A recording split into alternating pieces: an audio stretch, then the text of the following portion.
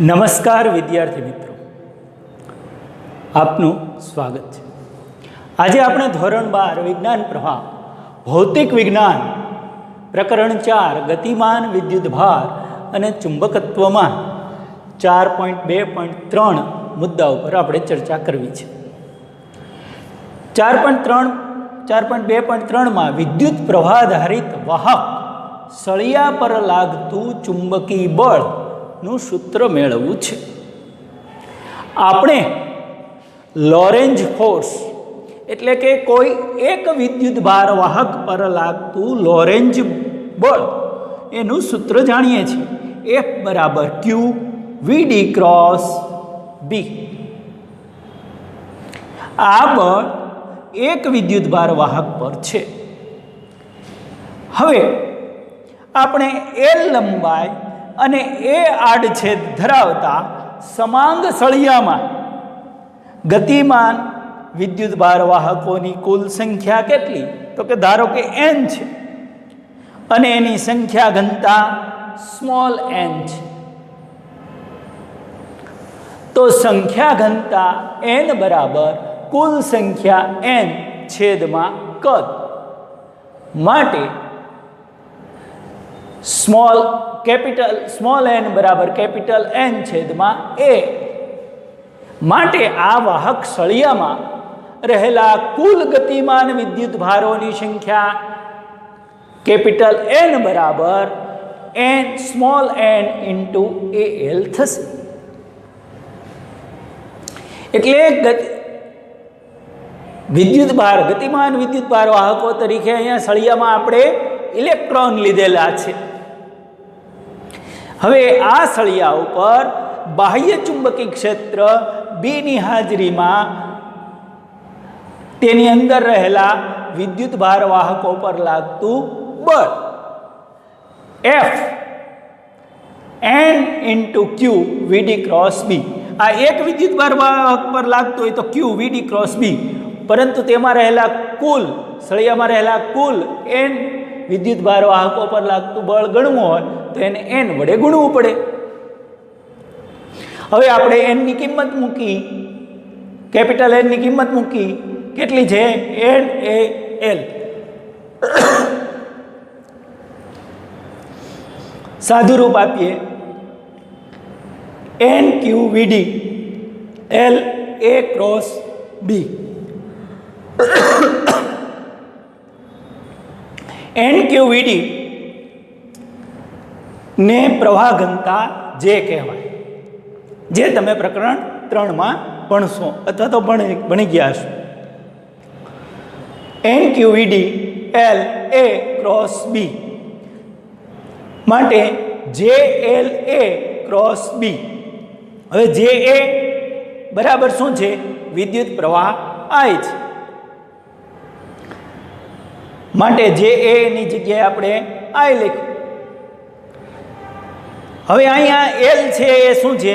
સળિયાની લંબાઈના L જેટલા લંબાઈના માનનો સદિશ, એટલે F બરાબર IL ક્રોસ B. જે તમે એ આડછેદ અને L લંબાઈના સળિયા પર લાગતા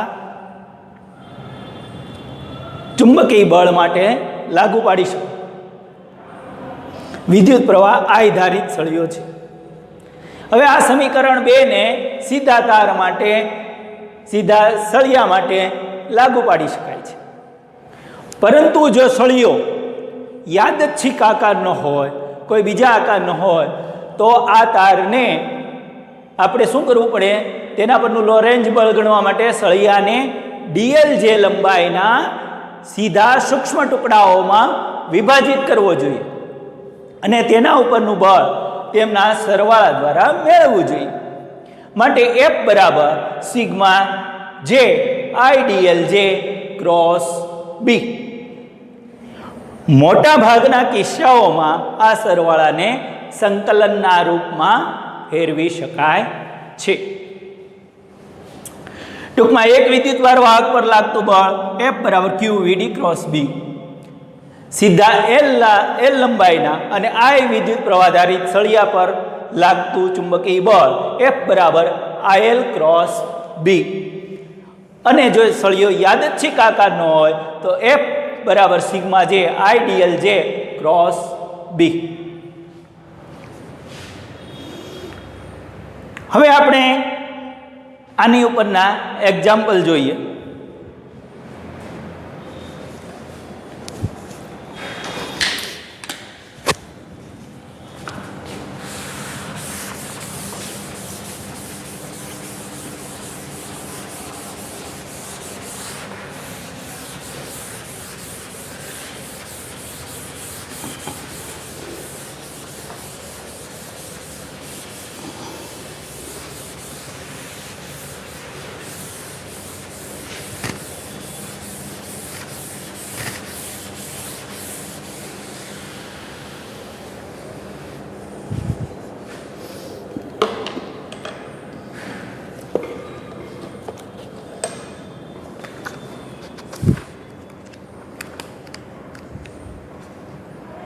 ઉદાહરણ 4.1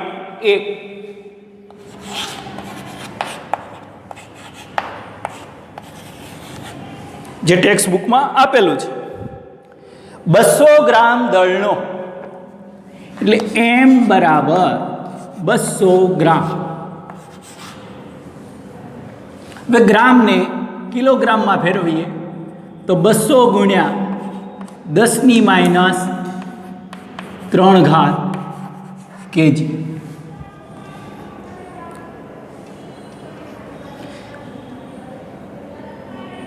બસો ગ્રામ દળનો અને 1.5 મીટર લંબાઈ 1.5 મીટર સીધો તાર 2 એમ્પિયર વિદ્યુત પ્રવાહ ધરાવે છે માટે I બરાબર 2 એમ્પિયર. તેને સમક્ષિતિજ સમાન ચુંબકીય ક્ષેત્ર બી માં ચુંબકીય ક્ષેત્ર બી કેટલું છે બી માં હવામાં લટકતો રાખેલ છે. સળિયાને હવામાં લટકતો રાખેલ છે એટલે એના પર લાગતું લોરેન્જ બળ અને ગુરુત્વાકર્ષણ બળ સરખું થાય માટે F બરાબર mg. ચુંબકીય ક્ષેત્રનું મૂલ્ય કેટલું હશે? હવે જોઈએ આપણે.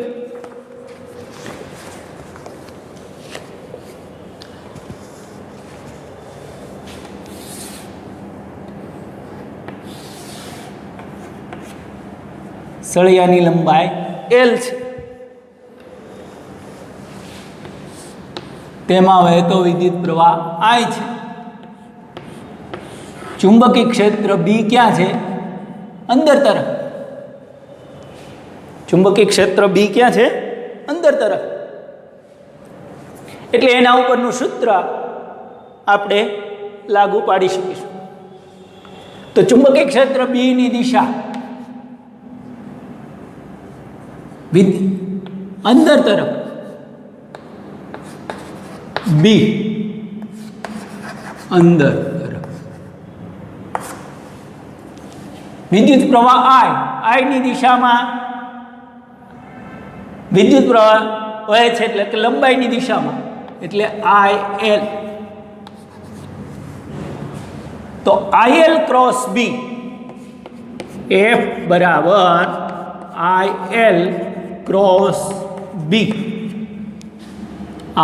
IL ક્રોસ બી જમણા હાથના સ્ક્રૂના નિયમ મુજબ. એટલે બળ ક્યાં લાગશે? ઉપરની દિશા.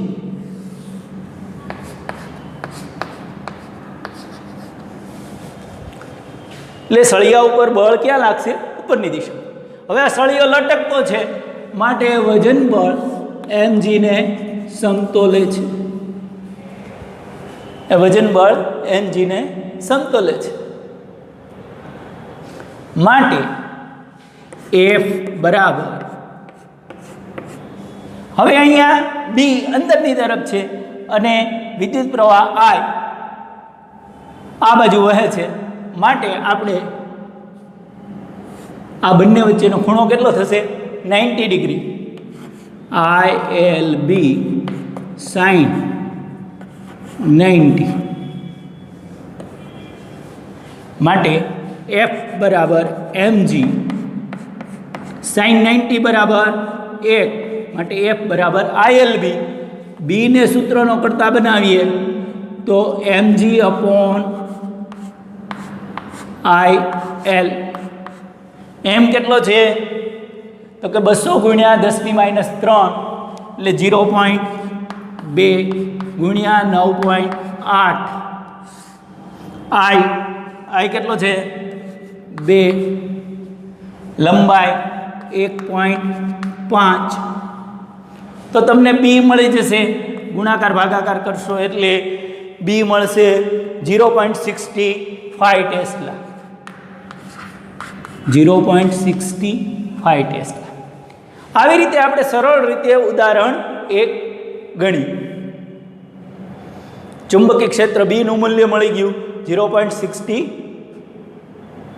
ટેસ્લા. હવે આપણે ત્યાર પછીનું ઉદાહરણ જોઈએ.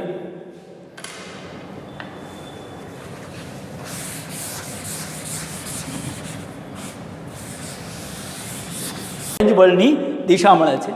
આના જ આધારે આપણે સ્વાધ્યાયના એક્ઝામ્પલ પણ લઈએ. સ્વાધ્યાયમાં ચોથો દાખલો,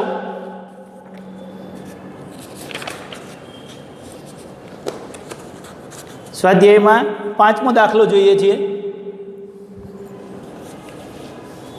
4.5 સ્વાધ્યાય 4.5 0.15 ટેસ્લાના નિયમિત ચુંબકીય ક્ષેત્ર. 0.15 ટેસ્લાનું નિયમિત ચુંબકીય ક્ષેત્ર સાથે 30 ડિગ્રીનો કોણ બનાવતી, ખૂણો કેટલો 30 ડિગ્રી નો કોણ બનાવતી દિશામાં રહેલા તારમાંથી 8 એમ્પિયર વિદ્યુત પ્રવાહ વહે છે. વિદ્યુત પ્રવાહ કેટલો છે 8 એમ્પિયર. તો આ તાર પર એકમ લંબાઈ દીઠ લાગતા ચુંબકીય બળનું મૂલ્ય, એકમ લંબાઈ દીઠ ચુંબકીય બળ નું મૂલ્ય. તો એકમ લંબાઈ દીઠ ચુંબકીય બળનું મૂલ્ય એટલે F/L. હવે આપણી પાસે સૂત્ર છે F બરાબર IL ક્રોસ B. એને આપણે આવી રીતે લખી શકીએ F બરાબર ILB sin θ. તમારે તો શું શોધવું છે F/L. તો આપણે લખી કાઢીએ F/L. તો શું થઈ ગયું IB sin θ. હવે I કેટલો છે 8, B કેટલું છે 0.15 sin 30 એટલે 8 ગુણ્યા 0.15 ગુણ્યા sin 30 એટલે 1/2 એટલે F/L તમને કેટલું મળશે 0.6. હવે F/L, F નો એકમ ન્યૂટન, L નો એકમ મીટર, પણ F/L હોવાથી ન્યૂટન પ્રતિ મીટર એનો એકમ થાય. શું થશે એકમ ન્યૂટન પ્રતિ મીટર. આપણે સ્વાધ્યાયના 4.5 દાખલાની ચર્ચા કરી. હવે આપણે સ્વાધ્યાયનો 4.6 દાખલો લઈએ.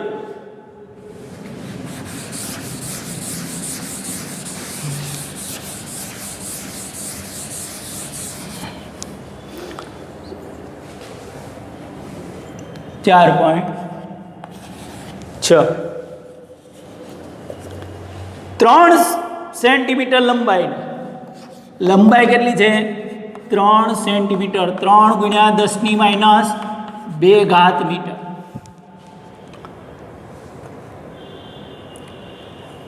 લંબાઈના તારમાંથી 10 એમ્પિયર વિદ્યુત પ્રવાહ પસાર થાય છે. કેટલો વિદ્યુત પ્રવાહ 10 એમ્પિયર, જેને એક સોલેનોઇડમાં તેની અક્ષને લંબ રૂપે મૂકેલ છે. સોલેનોઇડ દ્વારા ઉદ્ભવતું ચુંબકીય ક્ષેત્ર સોલેનોઇડની અક્ષની દિશામાં હોય. ક્યાં હોય? સોલેનોઇડની અક્ષની દિશામાં. હવે આ તારને સોલેનોઇડને લંબ રૂપે મૂકેલ છે, એટલે કે ચુંબકીય ક્ષેત્ર સાથે ખૂણો કેટલો બનાવે છે? 90 ડિગ્રી. કેટલો ખૂણો બનાવે છે? 90 ડિગ્રી.